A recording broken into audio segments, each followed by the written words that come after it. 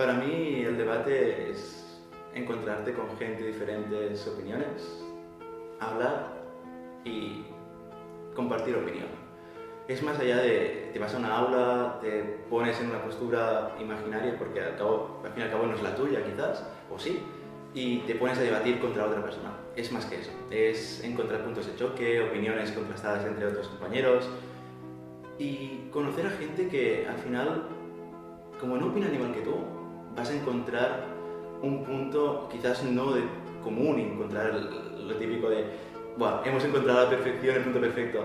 No, es bueno el compartir para formar tu propia idea. Quizás el debate te otorga este espíritu crítico, te otorga ese posible pensamiento que si no fuese a través de esta herramienta no lo podrías desarrollar ni por clases ni por nada.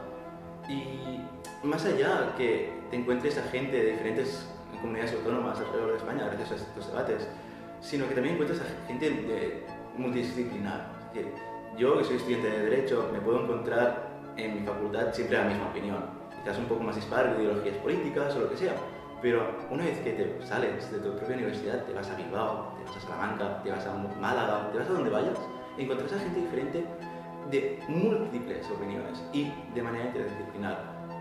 Y eso es lo que te enriquece como persona, como debatiente y como en un futuro como profesional, en lo que sea.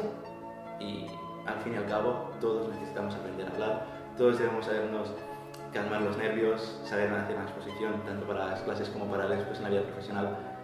Todo esto, al fin y al cabo, no es solo algo académico, sino que te nutre como persona y te enriquece.